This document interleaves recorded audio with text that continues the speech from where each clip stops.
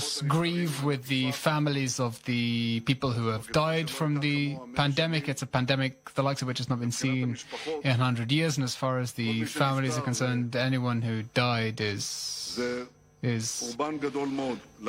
enormous devastation. To lose a father and a mother or a grandma, grandpa, to leave orphans. These are things that break all of our hearts. And though our main effort has been to save lives, and I want to emphasize this, because there are people who dismiss this or say, well, there's no problem, they're exaggerating. No, our main effort to save life, there's no exaggeration here. In Israel, first of all, to date, 235 people have died.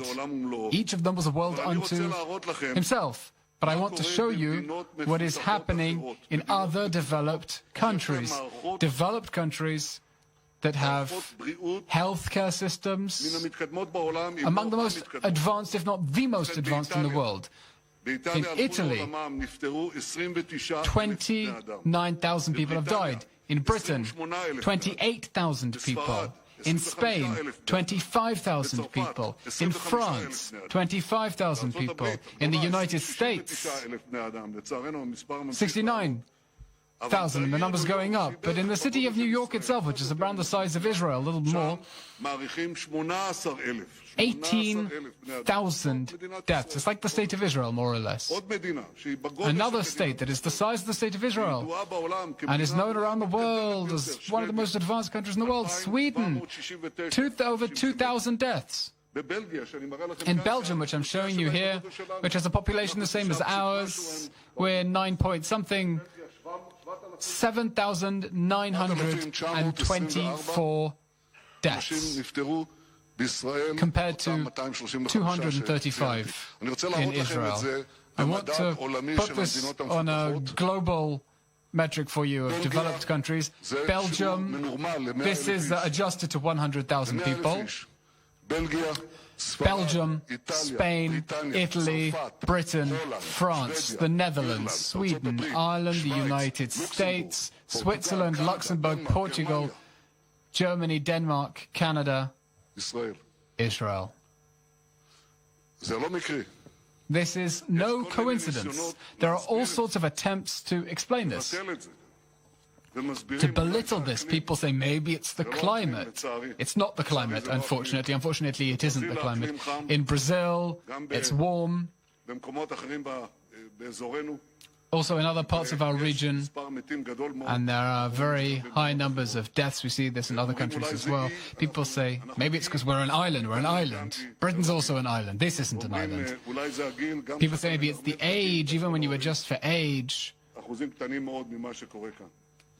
accounts for a small percentage of what's going on here. Israel's achievements in the fight against the coronavirus serve as a model for many countries, and the world is looking at us with admiration. We're learning from the world is learning from us. A few days ago, I was in an internet conference with the leaders of some very successful countries. Austrian Chancellor Sebastian Kurz says it's the clever countries. I don't know about clever countries, but I can certainly say successful countries. And on Friday, I was invited to a conference of dozens of leaders from the European Union who wanted to learn from us and hear what we were doing in order to continue this success. Now, our success is not based on genes or climate or the fact we're an island, because none of these things are true. They're based on three basic things. The first is the calculated and rapid steps that we took place once the crisis erupted, including closing the borders, home isolation, and digital tracking. The second thing, the second factor for our success, is the incredible devotion of the medical teams, the doctors, the nurses, the Magen David Adom teams, the paramedics, the hospital managers and their people, all the factors who are working to save lives around the clock. And once again, I want to salute you. The third factor, and in my eyes, the cardinal factor without which success would not have been possible, is your response, citizens of Israel, your ability to listen to the health ministry's instructions, because without you, none of this would have happened. And without you, it would not be able to continue. Based on these achievements, we in recent days have put together a comprehensive plan, an organized, responsible plan that will enable the state of Israel to gradually return to a new normal, a corona normal. I shall present soon the steps to relax the coronavirus relaxations, but I must say that returning the private space, public space, and the economy to a kind of normal will continue to depend on you. Depends on your self-discipline, on your commitment, your mutual responsibility that is so typical of our country and our nation, your responsibility. Now, there are a few critical metrics that any change in which will force us to stop and rethink, maybe even to take a step back. I'd like you to take a look here at the new infections. This is the first metric. We 2 days ago were at 50 infections, yesterday 31 infections, the day before 50, yesterday 31. We say that if we reach 100 new infections a day, who are not from the hotspots, i.e. people from abroad, or the red communities, or old age homes, if in the general public the number of new infections added each day passes the 100, stop. The second metric is the rate of infection. We were at the peak of infections. What was it? 3 days? Every 3 days. Every 3 days. And we're now at every 31 days. We're expecting a doubling of the number of infections. We say that if we reach a doubling every 10 days, will stop. And the third factor is the number of people who are seriously ill. This is a really important metric. At the moment, we are on 90 serious cases, and we say that if we reach 250 serious cases, we will stop. We will stop and rethink our course. I want you to understand, it's like a pilot is flying a plane, and he knows its altitude, pressure, and fuel. If he sees a red light for one of these things, then he has to immediately rethink his trajectory, and that's what we're going to do with the coronavirus. We are vigilantly following the metrics. I want to say once a day, but it's 2-3 times a day, all the time, and we'll continue following. If a red light comes on, we will have to change policy, and God forbid we reach a situation where all these mighty achievements are for nothing. So, citizens, I want you to continue keeping a safe distance between people of 2 meters, washing hands and hygiene, and wearing a mask. It's like there's a Passover Seder, you have matzah and maror. Here you have distance, hygiene, and masks. And you have to follow it because that is the key. Everything is measured and in the end decided by this. I sat in a 9-hour internet government meeting today, video conference, and I want to say, and I want first of all to thank my ministerial colleagues who are working around the clock together with the Directors General and the professional teams doing incredible work. All this work thanks to you, thanks to them. And I want to say that we've put together an organized plan, and I want to speak about it. First of all, we are scrapping the 100-meter restriction for leaving your home. You can leave your homes for any distance.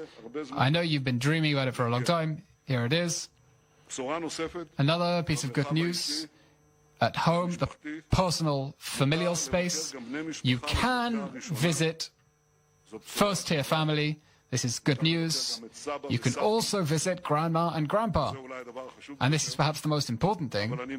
But I am asking you, please do not hug them, do not kiss them, do not touch them, keep a distance. I know it's difficult, especially for small grandkids who want immediately to run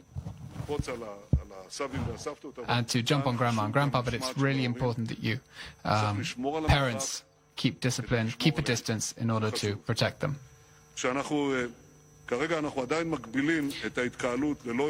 We're still limiting restrictions to no more than 20 people and only in public spaces, but if everything goes as expected, in 2 weeks on the 17th of May, we will allow gatherings of 50 people. Even before then on Lag BaOmer, sorts of weddings around Lag BaOmer, we shall enable weddings of 50 people. That is, chuppah and the ceremony, not dancing, no touching, but the ceremony itself. You can start planning those weddings. On the 31st of May, we'll allow 100 people, and on the 14th of June, we're hoping we'll completely cancel the gatherings restrictions. But all this depends, once more, that at no stage a red light doesn't come on, and if a red light comes on, because people aren't following the rules about Pesach Matzah and Maror, about distance, masks and hygiene. This is Pesach, Matzah and Maror. This is the Maror. These are the bitter herbs. You have to follow this. If you follow this, then we'll be able to continue with the plan that we will elaborate. Second, we're opening Israel's economy. As I promised throughout the whole crisis, we'll do everything to look after you, citizens, independent, free, self-employed people, and employed people and people who are job seekers. First of all, we want to fill the gap in your income, or at least part of it, especially of these small businesses and self-employed people, the hairdressers, the falafel sellers, the cosmeticians, and no less importantly, we want to help you without unnecessary bureaucracy. Saw this in the state of Israel. The finance minister and I went to the government and the Knesset and we asked for a lot of money, and we got it. And we wanted to dispense these billions of shekels to self-employed people and businesses. We came up against lots of bureaucratic problems. That's how it works. And because it stopped either with the banks or those criteria and claimed they hadn't received enough guarantees, or bureaucrats, that's bureaucracy for you. What they did in the United States, they just built a computer plan. You go into the plan, you go into the software, you fill in the questionnaire, and if you meet the questionnaire, if you meet the criteria, you get the money into your bank account. When we saw that the money isn't coming at the necessary rate, and it didn't, let's say the truth, we learned something from the state of Israel. We can also learn from other countries.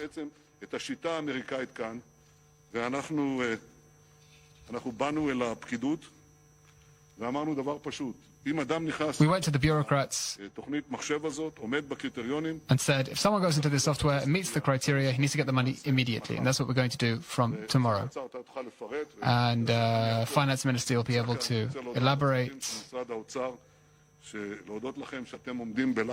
And I know that you're under incredible physical pressure to speed up these steps. And this will help people. And they say, quite rightfully, we want to see the money in our accounts. And they're right. And if the money doesn't arrive, then the physical pressure will be less moderate. We want to see results. You know that even in the previous decade, when I was the finance minister and then prime minister, I dealt with economic crises, serious economic crises, reshape the economy and guarantee growth.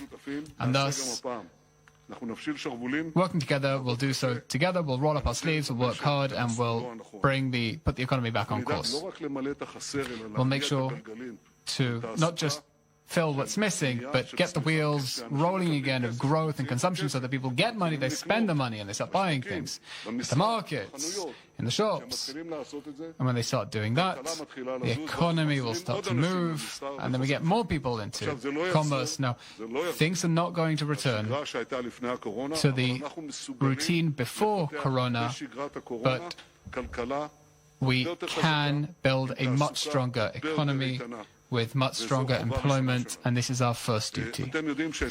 You know that yesterday the public sector returned to work full using these purple permits, which we have to make sure that all the offices have. On Thursday, we'll open the malls and the markets under the restrictions that the economy minister will elaborate on. People who know me know how much I love to visit Machane Yehuda market here in Jerusalem. And I want you to know that I'm doing it, that I don't just do it during elections, and I also like to buy food there. So you can explain maybe that to take food from there as a takeaway, you're allowed to eat it, you can't. I'm not committing that when I buy the pickles, I won't take it and steal a little pickle. But that's the rule. You can buy food, not eat it there. That'll come. The whole question of restaurants and eating in situ will come later, not just yet. Another point, gatherings that can get out of control. The third thing, we are restoring the education system to full functioning. First and third grade and sixth form have already gone back to school. Before the end of the month, the other students will also return to their classes. Next Sunday, on the 10th of May, the kindergartens will start again. There are questions about daycare centers. We'll discuss that on the 14th of June. The informal education will return, and the education minister will elaborate on that. Fourth, we shall gradually restore sport and leisure. We shall release guidelines about museums and libraries and parks and sports facilities. They'll open gradually before the middle of June, and the Minister of Sport will explain. Same with the vacation resorts and civil aviation. And I want to tell you in advance, as for civil aviation, we're really seriously considering this. We want to connect Israel back to the world, but we want to do so in such a way that people who come from infection hotspots don't end up infecting Israel, which, as you've seen, is in a much better state than almost every country we have trade and tech and tourism relations with. We'll do it in such a way that we will not endanger you. Now, everything I've presented here gives a lot of optimism and hope on the horizon. The horizon looks brighter, but the ongoing situation assessment takes place based on the actual situation. We do a situation assessment based on the actual situation and not on the basis of fantasies and wishes. We are dealing with a huge global crisis. Nobody in the world can say certainly what will happen. I'm telling you this because I'm in touch with a lot of world leaders, and we're the biggest experts in the world, and they all tell us, I cannot tell you what is going to happen. Doesn't mean we should give up or get depressed, because to date, we've managed to deal with this crisis in an exceptional fashion. But it's quite possible that the virus will burst out again in a second wave, maybe even more seriously. We must be ready for this. Be ready for this with a series of steps. I won't elaborate them right now. We're working on it. Not just the question of reopening the economy, reopening the country during Corona routine. We're preparing for a situation that before we get a vaccine, we could get a second wave. We're not sure it'll happen. I hope it won't happen. I'm praying it won't happen. But I do know that, God willing, and thanks to you, we'll be ready for it. It means buying more respirators. We're doing that. It means technologies we haven't used to date. According to law, which we shall operate, it means maybe new techniques, which we're working on at the moment. I spoke with our technology chiefs to find all sorts of means that the State of Israel's really good at, like sensors. Maybe everyone, maybe children, I want first of all children, maybe children can have sensors that warn you like a car. If you get too close, it gives a buzz. I don't know whether it's possible, whether we can install this. We're looking into it. We can, in various means, try to overcome the coronavirus crisis and restore the economy and sport and income and leisure and children and education almost to full operations. I'm really proud with my whole heart of this country and the way they've been working together. Our success so far has been tremendous because we're doing it together and we'll continue to do so together. I'm also working so that in the coming days we'll set up the unity government that Israel needs together, and together we'll deal with all the challenges and care for your needs, the citizens of Israel, for our country, for our economy, for our health, for our lives. Thank you very much.